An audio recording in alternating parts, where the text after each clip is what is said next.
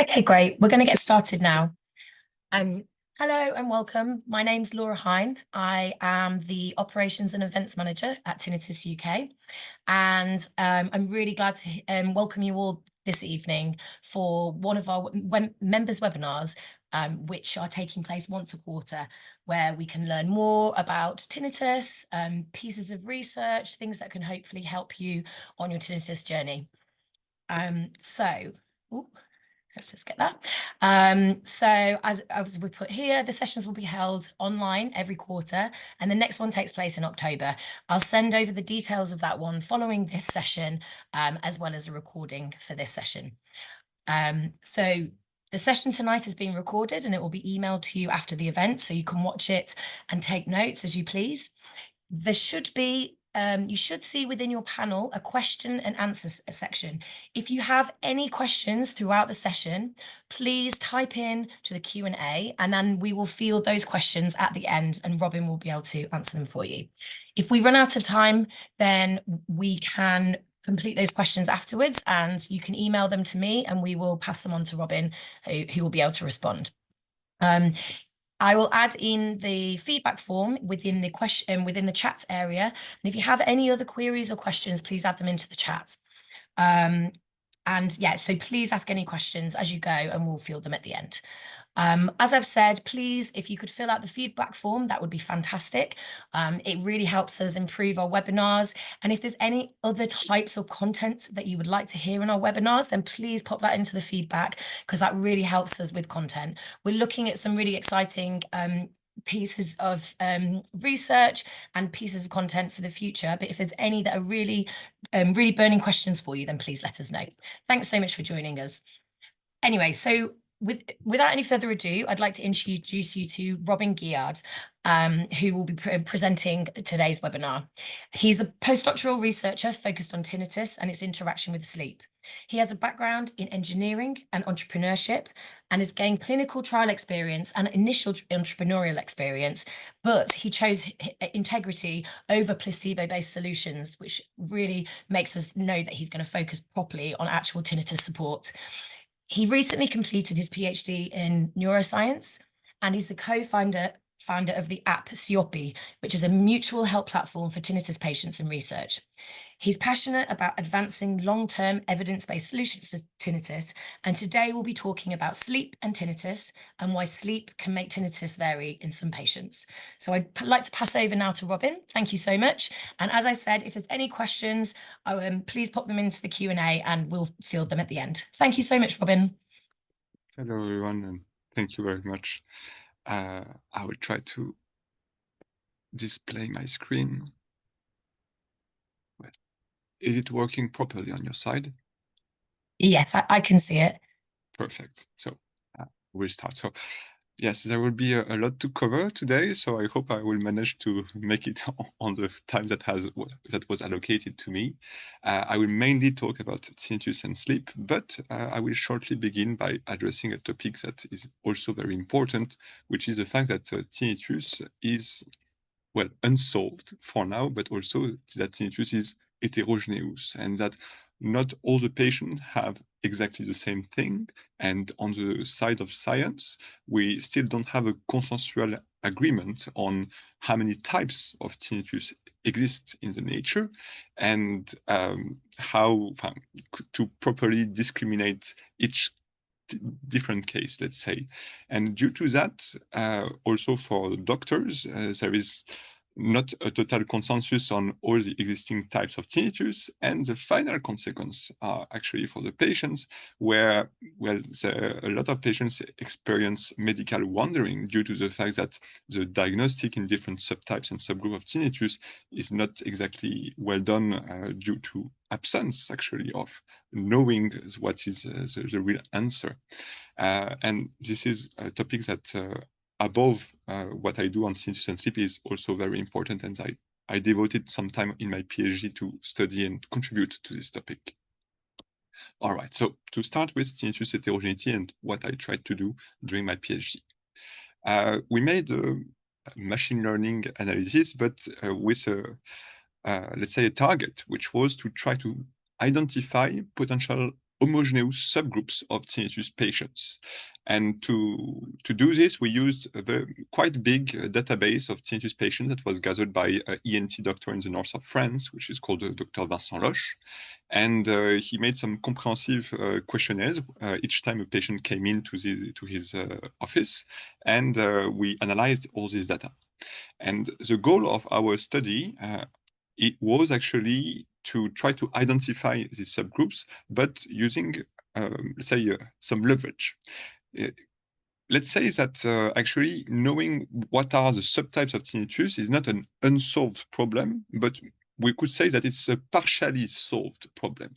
For 12% of the cases, the ENTs already know a little bit what is the diagnosis of the tinnitus patients, but it's only representing 12% of the tinnitus population. For 88% of the tinnitus population, well, it's called subjective tinnitus. And what we tried to do with this database that comprised actually all types of tinnitus was that our algorithm would train on the existing data with the available features, the characteristics of the tinnitus patients, and we would train it to at least predict correctly the different types of tinnitus that the ENTs already know. And if it successfully classified tinnitus patients as being with otosclerosis, eustachian tube dysfunction, pulsated tinnitus, maybe we have some hope that when it will deal with the 88% of the rest, the classification it will do will have some logic inside it and will work efficiently. So this is what the logic of what we did. It's a kind of compass of using the knowledge that we could have on the database. And thanks to this, we made a publication. It was already 2 years ago already. And on the whole database, we created a clustering that is displayed on the right that comprised 20 clusters, sorry. And we could show that it's separated not perfectly, but quite well, the different etiologies of tinnitus that was in the database. And so that was a good idea, first good idea to try to create these subgroups of tinnitus. And some of the groups that are displayed here, maybe if you look at the groups that are above, like the 5, the 9, the 13, it was mostly pulsated tinnitus patients and tinnitus with patients with otosclerosis. And we know that otosclerosis can be concomitant with pulsated tinnitus, which explains why they were quite close to one another on the display. And also 8 and 14 were actually the somatosensory tinnitus patients that were a little besides the main core of tinnitus patients. So that was interesting. But well, as a researcher, we also wanted to have more impact for the tinnitus patient, because it's good to do research, but we want to really be active like doctors to help the patient. So what we did, thanks to a funding that was brought by a foundation, we created this platform in France that could mimic a little bit what you know here in England, that maybe you have heard is, for example, of Tinnitus UK, but also Tinnitus Talk, which is a forum where patients can exchange on research and on what is happening to them. It didn't exist in France. It didn't exist in French, actually. So we created it. Now it's also available in English. And it had this platform that we created. It was an app, a smartphone app. It's called Siopi, and it has two goals. One is to gather as much data as possible on tinnitus patients to continue our work to create these subgroups of tinnitus patients to improve how we analyze tinnitus and how we diagnose it to better treat it in the end. And on the other hand, it was to improve the situation of patients that are in medical wandering also in France. And the goal was to not that all patients go to Facebook, where let's say the mutual help is not really optimal, and to have a safe space where actually patients could find one another, knowing what are the similarity of symptoms between their profiles, thanks to our algorithm. And this way, the mutual help could be a little more with more efficacy, let's say. And so we launched it like already 3 or 4 years ago, and now it still exists, and it has now actually the support of Tinnitus UK, so thank you for this. And also the American Tinnitus Association and associations in France, sorry. And we have over 5,000 members across the world, a little less than that, but almost. And we gather a lot of testimonies on all existing therapies for tinnitus, and we make them available for everyone. It's a free app, so you can download it and use it as you want. And we accelerate research. So we accelerated 6 clinical trials in France mostly. We made 4 scientific publications, and one of them we are going to talk about it. And we also help students to make their memoirs to validate their audiologist diploma. All right, so that was for the tinnitus heterogeneity, and now let's dig in the main topic of tonight, which is tinnitus and sleep. And I would say that I'm rather a researcher that works on how sleep can influence tinnitus rather than the opposite, like how tinnitus can influence sleep. Maybe a lot of you will experience insomnia related to tinnitus. The fact that you have this ringing in your ears is making it complicated to go to sleep.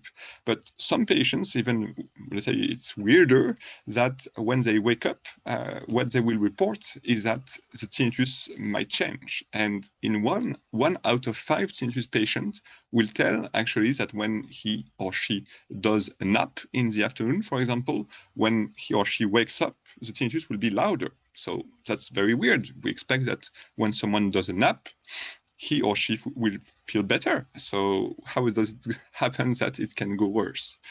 And so that's 21% of the tinnitus population with naps. And we're going to take focus also on a very small subgroup of patients that have an even weirder state where let's say they have a complete intermittence of their tinnitus in relationship to sleep, meaning that then one day they will wake up and they will have tinnitus and it's going to ring during the full day, and the next day they open their eyes and they know it's going to be a day without tinnitus. And if they do a nap during a day without tinnitus, it might ignite the tinnitus and it will start. But it's like a switch that is related to sleep, and well, we don't know what is happening with sleep that creates this intermittence of tinnitus. So I was the guy that tried to analyze this.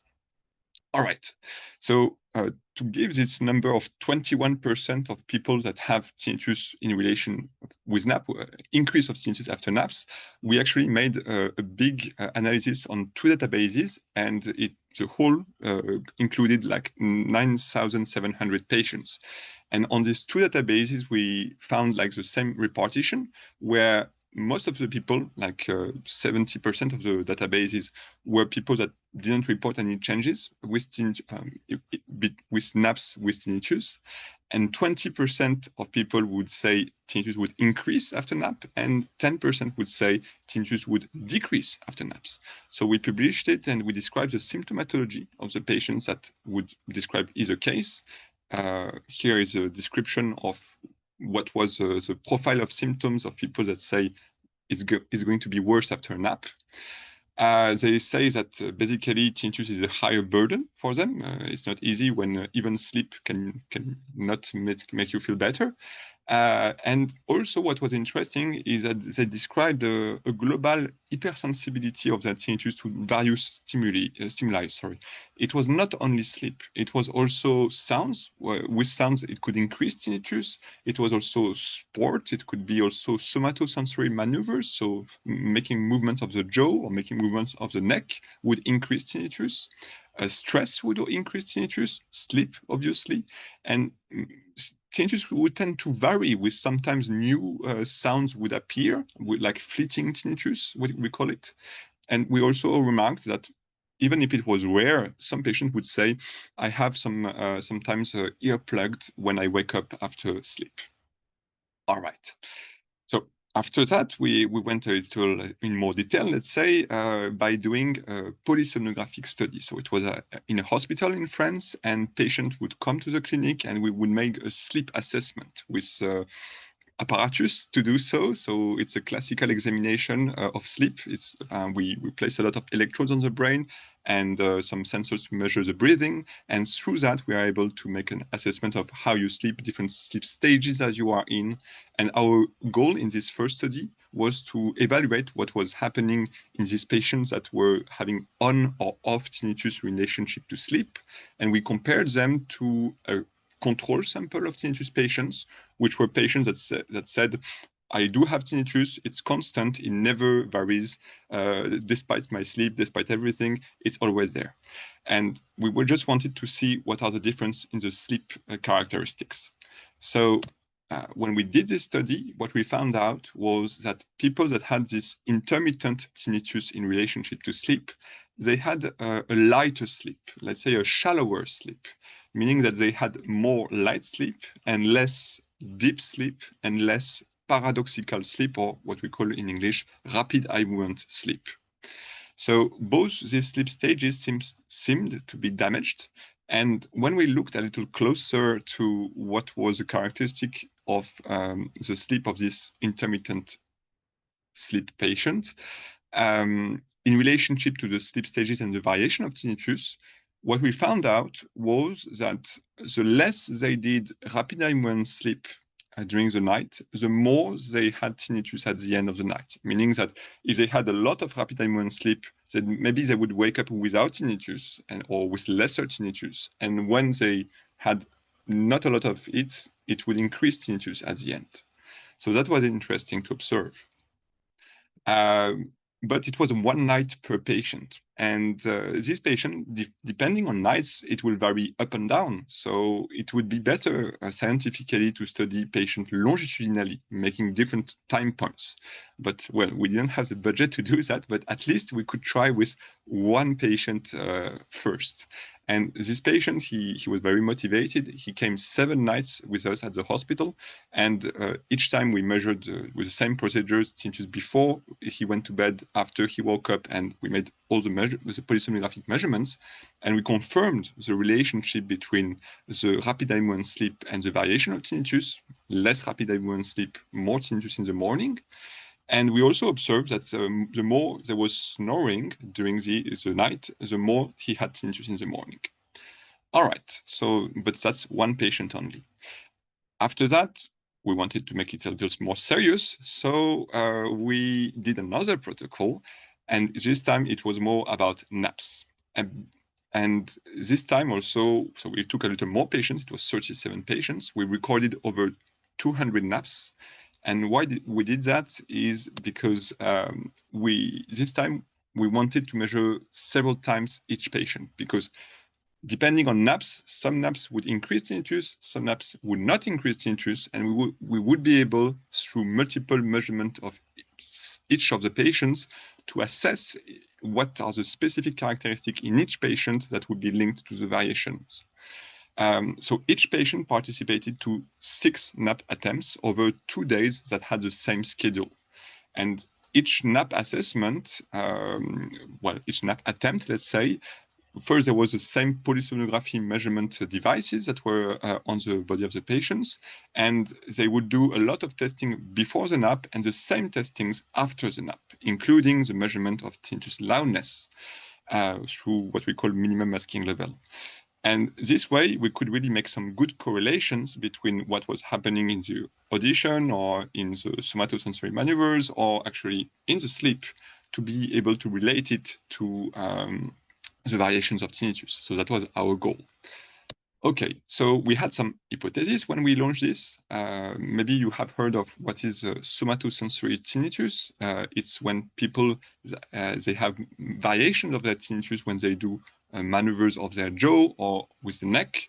So we thought that maybe the position in the bed, or maybe bruxism during the nap, or maybe snoring and sleep apnea, it could be ways of having a somatosensory influence on the tinnitus, as that would result in an increase of tinnitus after the nap. And after that, we had another set of hypotheses that were more related to the brain activity. And this is also what we studied a little down the line. Actually, now it's submitted, the manuscript. All right, so that was just a reminder of what is somatosensory tinnitus. It has been studied for 20 years now, and there are really anatomical connections between what is happening on the jaw, on the trigeminal nerve, the mandibular branch, and what is happening on the first nucleus of the auditory central pathway, which is the cochlear nuclei. But maybe we can go after that in deeper if you have questions. What are the results of this trial on naps? So the first observation was that for the 37 patients we recruited that were saying my tinnitus is often getting worse when I do a nap, all the naps at all the moments of the day, one in the morning, one in the middle of the afternoon, one in the end of the afternoon, all the naps would increase tinnitus. And the more we did naps over the day, the lesser the effect. So maybe there was a repetition effect. Okay, then we analyzed, as I said, individual results because we had six naps per patient. So we made correlations at individual level, and then we combined these results to make a conclusion on the whole group of patients. All right, so this was a methodology. And here are all the parameters we looked at. So there are a lot of them. Position in the bed during sleep, the jaw and cervical mobility. So how much can you move your neck? How much you can open your mouth? Bruxism, meaning the fact that you clench your teeth when you are sleeping, or EMG, like the variation in the tonus of the muscles. Snoring and sleep apnea during the nap, sleep parameters, which sleep stage you are in, activity of the brain measured by EEG, autonomic changes, so sympathetic or parasympathetic activity, hearing measured by audiogram, or middle ear activity through different tests we did. Mainly it was multifrequential impedance metry. Okay, results. We excluded some of the causes that might be related, and some of the attempts, we found some correlations. So it seems like it's not going to be the position in the bed, nor the mobility of the neck on the jaw, nor the bruxism, nor the hearing, so no variation on the audiogram. There were a very small result on the middle ear, but I would not bet on this.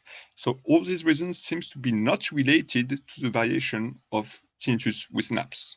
But we found some results on snoring, sleep, and sleep parameters, EEG activity, and autonomic changes. So let's go a little bit more into that.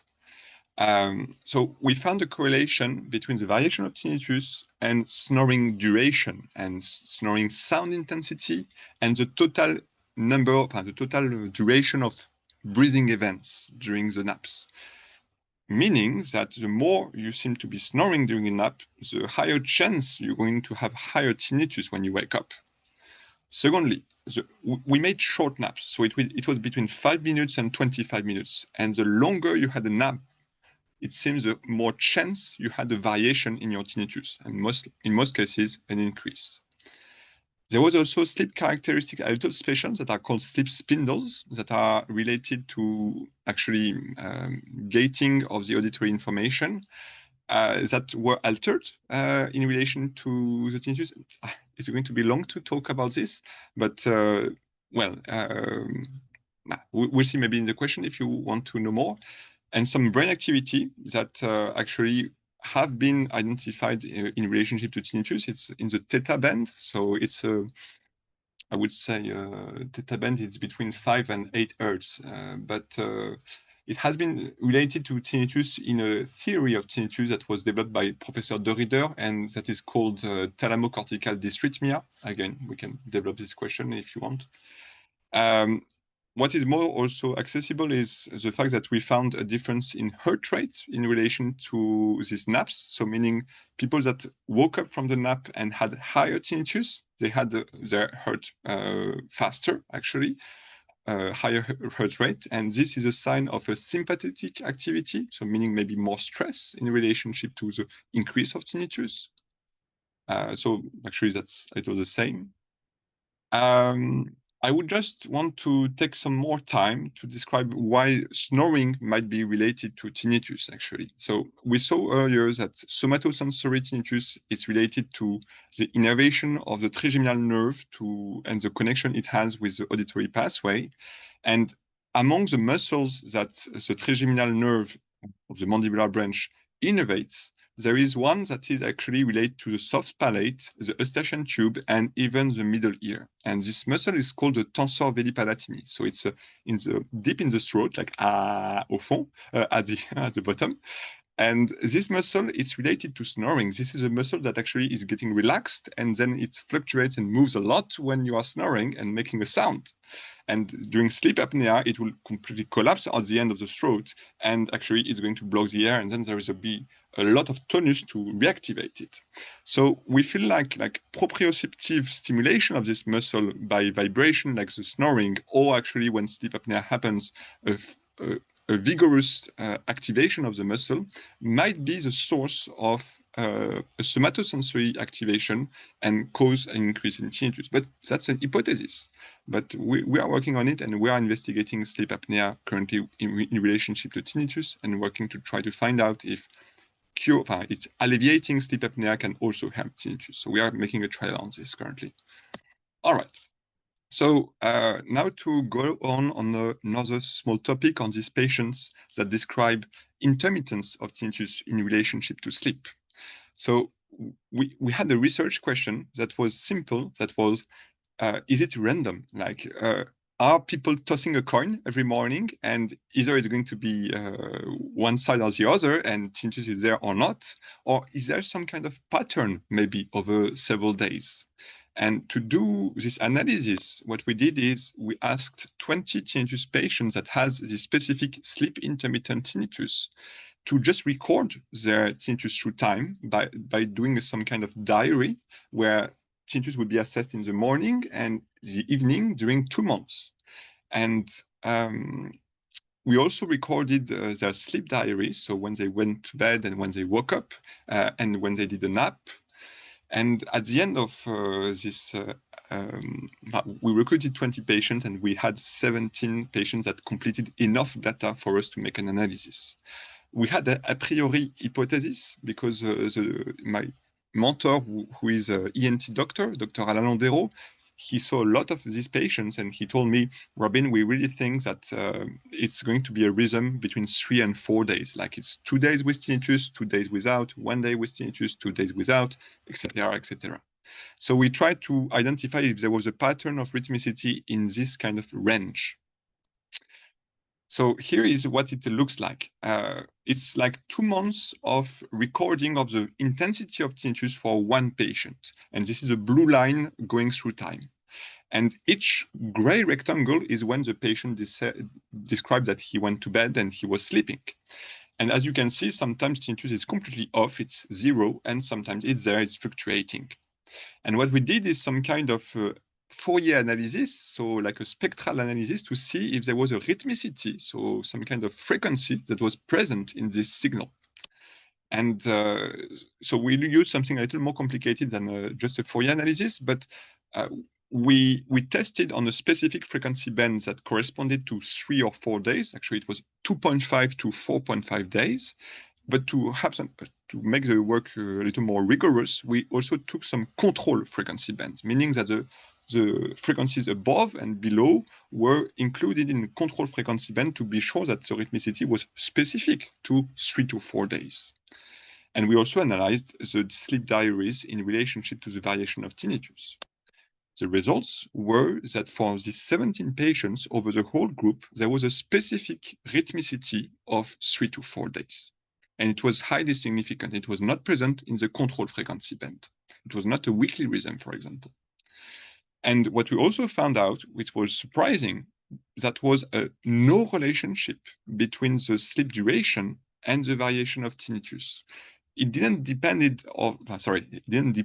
that the patient would sleep longer or shorter.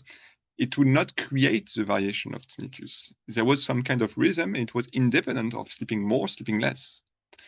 But we also found out that when sleep occurred, it induced more variations in tinnitus in both directions during the night.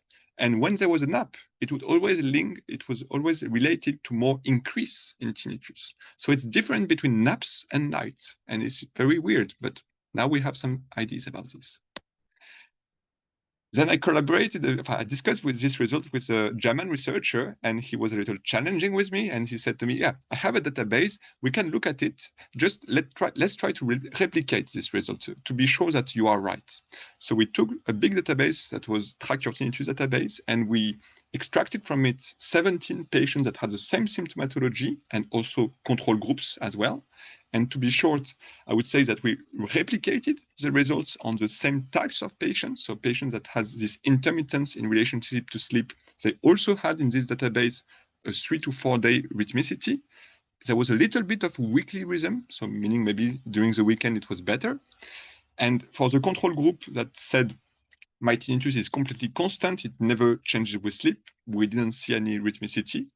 And for a control group where people say, my tinnitus is intermittent, but it has no relationship to sleep, interestingly, we also found a slightly less but present rhythmicity of 3 to 4 days, but also rhythmicity of 7 days.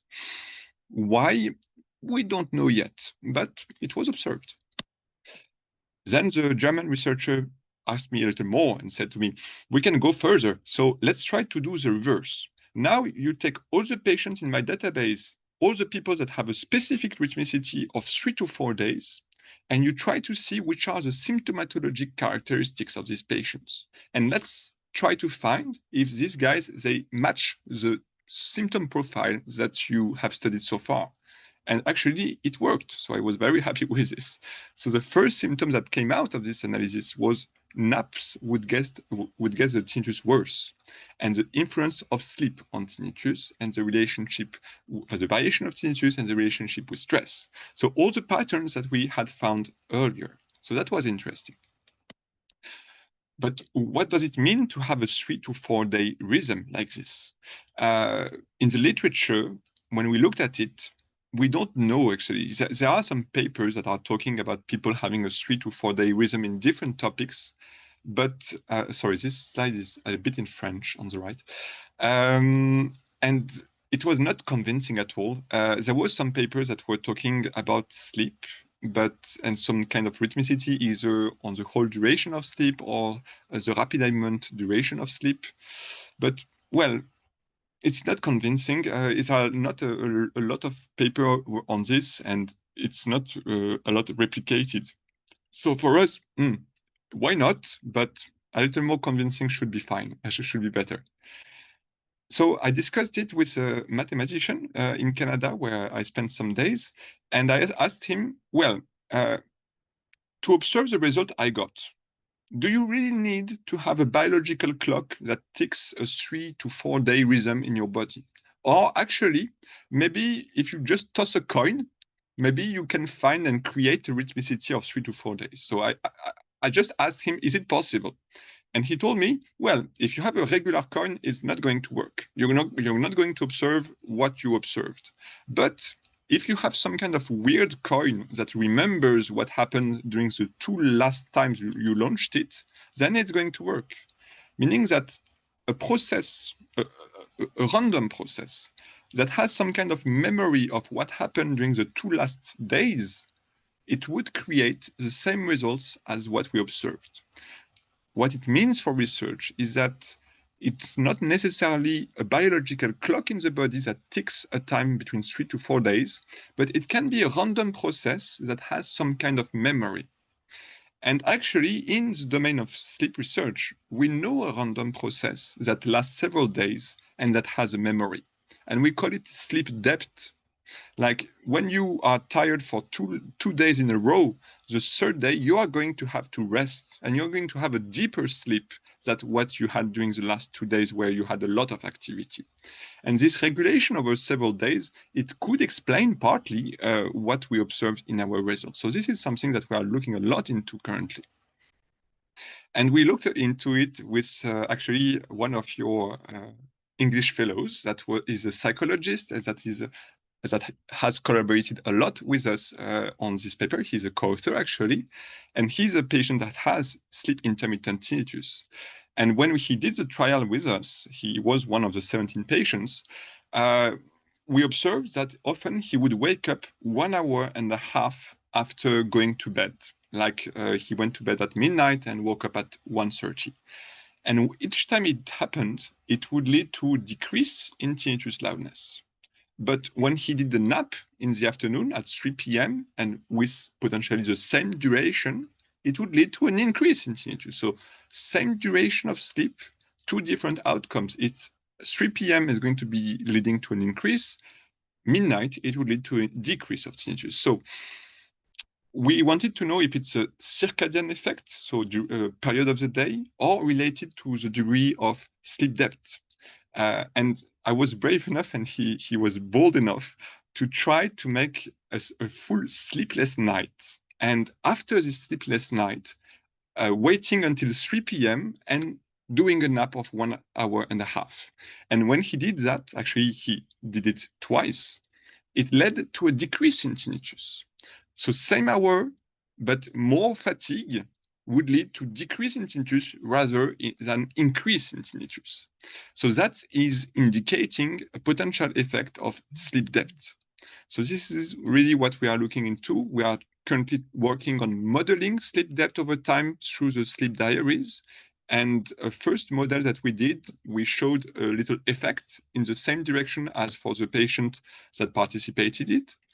And we have some hypotheses to ground this on the relation to the sleep depth during, not depth, but depth during the recovery sleep. And we are working on it. So this is maybe coming soon. So now, how much time do I have left? Can I speak about this, Laure? Yeah, you have about 5 or 6 minutes left, so you've got some time. That's going to be short. Yeah. All right, so I will try my best. So we did another study, I just wanted to mention it, where we just wanted to know if people with tinnitus would hear their tinnitus during dreams, so when they are asleep. And some people, they already tried to analyze this. So there was 2 papers that experimentally asked tinnitus patients if they heard their tinnitus during sleep. And more than 90% of tinnitus patients, I would say, I don't hear my tinnitus when I'm sleeping, when I'm dreaming. Well, there was some more work on how to relate it to the theories of how we understand tinnitus. And there is one theory that is actually the predictive coding theory, or is also called the Bayesian brain hypothesis for tinnitus. And well, according to this framework, it's supposedly logical to observe that tinnitus is not present during dreams. So we made a survey on Siopi, our app, to measure that on tinnitus patients, and we asked if people would remember their dreams, and if they did, at least sometimes, then we asked if they heard their tinnitus inside dreams, and 92% of them said, I don't hear my tinnitus inside my dreams. And we analyzed a little the pattern of the symptoms where people said they heard their tinnitus inside dreams, and it's clearly more bothersome tinnitus, and people that have a higher burden. And also what we observed is that people mostly, they would not dream about their tinnitus, and neither nightmares nor actually positive dreaming like my tinnitus is gone. So mostly it's not a topic for dreams.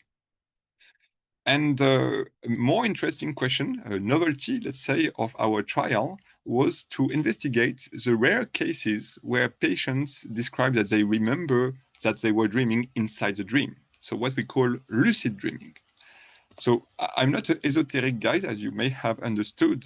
So lucid dreaming is actually a real thing. Now we are studying it scientifically. Some people, they come to the sleep laboratory and we are able to assess that they are dreaming and that they are aware that they are dreaming. There are some experiments that have been done on this topic. It's not every people that can be able to do lucid dreaming, and we also observe that it's mostly narcoleptic patients that have a lot of lucid dreams. So it's well, it doesn't come with always some benefits. All right, so it's a state of the brain that is in paradoxical sleep, so rapid eye movement sleep, and where the brain is more activated, more close to consciousness, and where you can experience that you are aware that you are dreaming. And some people, when they are having a lucid dream, they are even able to interact with the sleep laboratory people. So they are able to make eyes signs that will tell you if they can hear what's happening on the outside. And so the question we asked in our survey is, if you are able to do a lucid dream, do you remember if you heard your tinnitus inside your lucid dream? So when you are aware you are dreaming, is tinnitus there? And on the data we could gather, so that there was actually, this is an old slide because we have more patients like this. We have 21 patients that answered now. So sorry, this is not the good version of the slide, but it is a little the same numbers, let's say. Over 21 persons that told us that they did lucid dreaming and they had tinnitus. Let's say that 3/4 would say they do not hear tinnitus inside the lucid dreaming, and 1/4 would say, I hear it in my lucid dreaming. And this was interesting also because it was related to the fact or not that people would hear what's happening in the bedroom. If they heard what was happening in the bedroom, so they have an awareness of the real sounds in the environment, then they would hear tinnitus. And if they didn't have access to the sound in the room, they have only the sounds inside the dream, then they would not hear tinnitus. And well, it can appear to you to be totally anecdotal, and I would completely understand, that's normal. But us as researchers, we ask a lot of questions, and we have a lot of models as well. And some people before me, some wiser people, made some models about tinnitus relating to which area of the brain are activated with the conscious perception of tinnitus. And in 2013, some people, due to the fact that with dreaming there was no tinnitus, and when you were awoken there was tinnitus percept, they distinguished and they said there was some kind of frontier, some kind of on-off switch between the way the brain was functioning between dreaming and aware consciousness that was related to the brain area in relationship to tinnitus. And through the fact of just asking this question about lucid dreaming, we refined a little bit what was a frontier. People with lucid dreaming, aware that they are dreaming, so some parts of the consciousness is still there. And these guys, they don't hear the sound in their environment, they don't have tinnitus. But if you also have consciousness of what's happening in the sound environment in your bedroom, then the activity of your brain changes and you start to hear tinnitus. So it's really related to the small difference of brain activations between these two states that tinnitus emerges. So it helps a little bit in the way we explore this question. So that was where I wanted to end. So I hope it's okay. There is still something in store if you want to talk more. For example, where do the sounds of our dreams originate? But maybe we won't have time to develop this. Thank you very much. Thank you so much, Robin. That was absolutely fascinating. We've got a couple of questions, which I will put to you now, if that's okay. So the first question is, the use of wearable personal sleep trackers has increased in the last few years. Is there any way to use that data to further this research?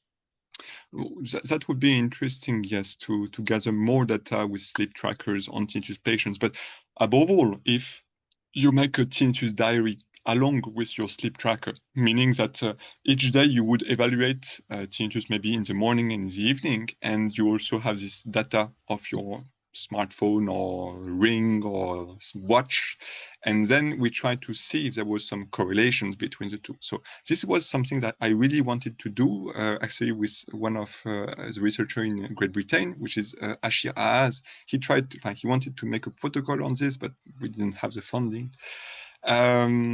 But also there is a question about what is a good sleep tracker, because I looked at it a lot and it's always a little disappointing. So just the apps on your smartphone will not be really reliable to have a good idea of the stages you are sleeping in.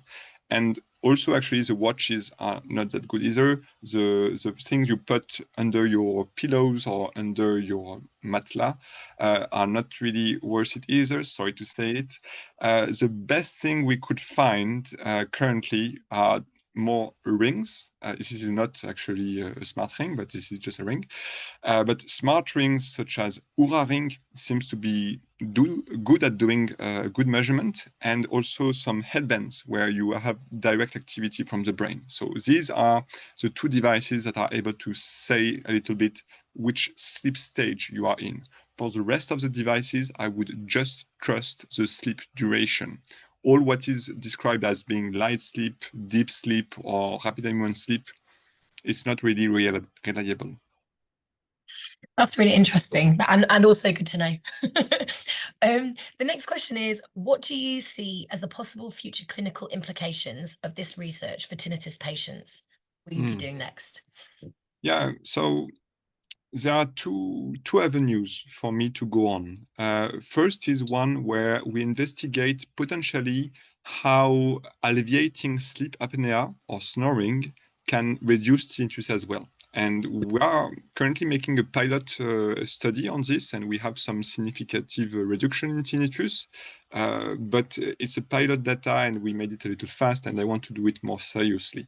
So we are currently applying for funding to try it specifically on the patients that describe increase of tinnitus after sleep, and we want to see what is the efficacy for these patients. So that's one thing. Second thing is about these patients with sleep intermittent tinnitus, and we have this idea of sleep depth being related to their tinnitus. Okay, so on these guys, I'm currently working hard to make good models of sleep depth over time and to try to see to improve the way I do the correlations. That's ongoing work, and that should be soon done. Like next week, I hope I have something on this.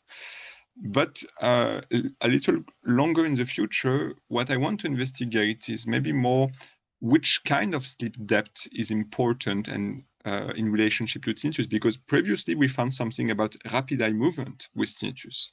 And in the literature of sleep, we know that actually the regulation of deep sleep and rapid eye movement sleep have different, like say, clocks. They have different accumulation of depth. So maybe the sleep intermittent tinnitus patients, they maybe don't have a problem with the accumulation of deep sleep depth, but rather more they have a problem with accumulation of rapid eye movement sleep depth. And I think this is it. And I want to test in the future if it's really a problem specifically related to patients not having enough rapid eye movement sleep. To do that, yes, I want to follow patients through time with smart rings or things that work good to be able to make this measurement and to try to see if there is a correlation with modeling. So that will take some time, and also that will take some funding that I don't have currently. But I really wish that I could lead this study in the future. That sounds great. On the point of rapid eye movement, is it just part of your biology that you either can go into rapid eye movement easily, or can it just change depending on what's happening within your surroundings and your life and your mental health and other things? Yeah, so that's a very important question. And if we are right that it's important for this patient to get more rapid eye movement sleep, then one advice that we could tell them would be if you are a night owl and you feel like you want to go bed very late in the night and you want to wake up very late in the morning, which I completely do, and I completely want to do, it would be better for you to do so, actually, and to listen to the way you are programmed. Let's say we know that it's called like the chronotype of somebody, and even if society asks us to wake up in the morning very early to go to work, or because we have some children, which can happen, in both cases you are awoken well before what your body wants to do. And this particularly damages rapid eye movement sleep that comes at the end of the night. Like there are sleep cycles, and in each sleep cycle there is more or less rapid eye movement sleep, and the proportion grows as the night continues. And it's specifically more important in the morning hours. So due to all this, I would advise people with sleep intermittent tinnitus patients to sleep more in the morning, to maybe start the night a little afterwards, like maybe at 1 a.m. and then go until 10. And this way, maybe they will ensure more rapid eye movement sleep. That's really interesting. Thank you. The next question is, does it make any difference if you've habituated to tinnitus or not, around whether you nap and the tinnitus comes back? Did you look at that? I would say that no. Maybe on the very long term, people that have tinnitus for 5 to 10 years, it would not increase after naps anymore. But well, we had this clinical trial where the database analysis actually, sorry, a long time ago. So this study where, well, we looked at the duration of tinnitus, and there was no difference between people that had increase after naps and people that had no increase after naps. So I wouldn't say that it depends on the time the tinnitus started.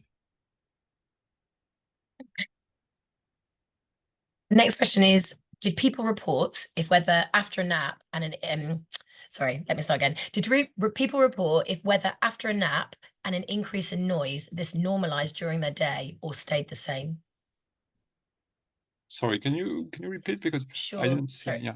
Did people report that after the nap and an increase in noise, this normalized? So the tinnitus went back down after I think it means after the nap, the tinnitus increased, and then did it normalize over the day, or did the tinnitus stay the same? Oh, okay. Yeah. But there is a really the part of the question about the sound exposure is also important. But okay, so when we did this study in the hospital with 6 nap attempts per patient, if you look at the graph here on the left, what you see is that each time there was a break, like after the first nap, before the second nap, after the second nap, before the third nap, there was a decrease in tinnitus, a significant decrease, meaning that for most of the patients, the increase of tinnitus would be transient. It would last like 10 minutes, and then it would renormalize. But it's not always the case. Sometimes I would say that the tinnitus potentiates, like it increases and it will stay increased until the next night, not the next nap. And this is really this difference between what's happening between a nap and a night. This dissymmetry is very important, I think. Why can a night decrease tinnitus and not a nap? That's weird. So, yeah. Great, thanks. And then there's one final question. Could reducing snoring reduce the potential effect of tinnitus over time? I know you've talked about sleep apnea, but also snoring as well. Yeah, actually, the strongest results in terms of correlations we observed were on snoring. So I would say that it seems from the result I got that alleviating snoring, reducing snoring, may be a better way to alleviate tinnitus than solving sleep apnea. But I don't know. It's just that, well, it's a matter of strength of statistics. But yeah, so I would go also to try to alleviate snoring if possible. It seems important. Brilliant. Thank you so much. Well, unless anyone has any final burning questions, which you can pop into the Q&A, I'm going to say thank you so much to Robin. That was a really interesting talk. We'll share the recording and presentation after this session. And if you could fill out any feedback, please do. If you also have any questions, you can email me at laura@tinnitus.org.uk and I can pass those over to Robin. But yeah, thank you so much, Robin. I really appreciate it. Wait, also, if some Oh. people that are attending this event are actually sleep intermittent tinnitus patients, Mhm. well, if you want to collect data longitudinally and share them with us, with our research team, that would be also very valuable. So don't Mhm. hesitate to take contact with us. You can Mhm. write to me actually if you want. So I will send, I will give my email address to you, Laura, and maybe they can contact you, and so that you can do it. Oh, that's really kind. Thanks. I will also share the details of the Siopi app, which means you can monitor your tinnitus and add a diary into there as well, which will be hopefully helpful. It's free to use for everyone. So yeah, thank you so much. All right Thank you a then. lot. Thank you, everyone. Goodbye.